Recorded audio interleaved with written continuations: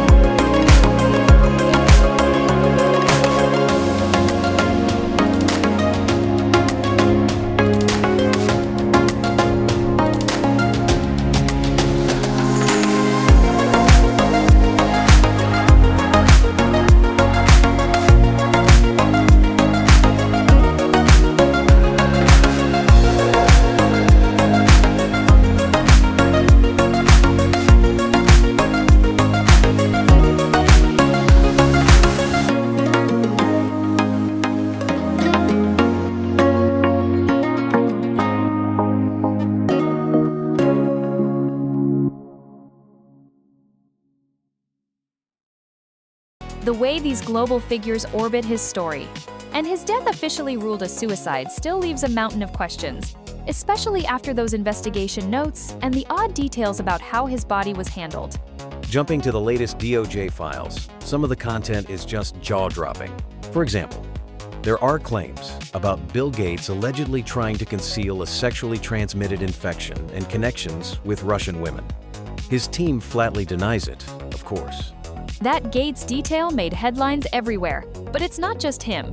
Sarah Ferguson's letter, where she calls Epstein the brother she always dreamed of, really paints a picture of how close some relationships were. And yet, so many officials have distanced themselves since. And then there's this chilling bit with Howard Lotnick. He and his family got invited to Epstein's island, but he later described Epstein as disgusting and wanted nothing to do with him. It's like everyone's trying to rewrite their part in the story.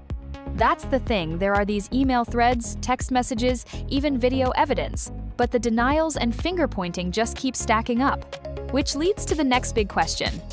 What about the influential people whose names are still under wraps? You know, the deeper you go, the more tangled it gets.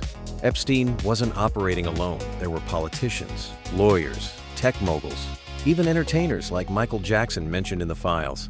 For some, it was casual contact. For others, far more suspicious. One thing that's impossible to ignore is the political edge.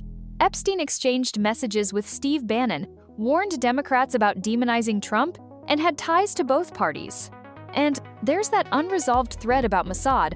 Why was an ex-Israeli PM even in communication with him? These cross-continental ties really make you wonder if this was bigger than just criminal activity, maybe even touching on espionage or political leverage. No wonder there's speculation about the leaked files being used for blackmail or to sway foreign policy. Exactly. Some editors even suggested that the material could be used to pressure countries on issues like the Palestine conflict. So much more than just a personal scandal. It's a power struggle with real-world consequences. Something that keeps coming up is the frustration from Epstein's victims. Even with millions of pages released, a lot of big names are still hidden or redacted, leaving survivors feeling like justice is incomplete. 18 victims have already spoken out, demanding full disclosure and accountability. The sense that powerful people are protected, even now, just adds to the pain.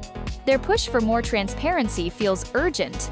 And Epstein's death ruled a suicide, but surrounded by suspicion means some answers may never come. Yet the case keeps resurfacing because it exposes how intertwined money, influence, and silence can be. That's what makes this case so important, even years later. It challenges institutions and demands we confront uncomfortable truths. And as long as there are unanswered questions, it's not going away.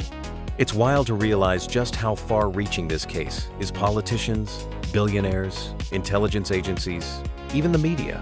The fallout isn't just legal or personal. It's shaping conversations about power all over the world. Exactly, and every new revelation shifts public trust in institutions from law enforcement to politics. Epstein's legacy is a kind of warning. Transparency isn't optional if we want accountability at the highest levels. And as we keep seeing, the demand for truth and justice isn't just from within the U.S. International pressure is growing, especially as more connections to global politics come to light. The world's watching, and maybe that's the most important part. The hope that all this scrutiny leads to real change, not just another round of covered tracks.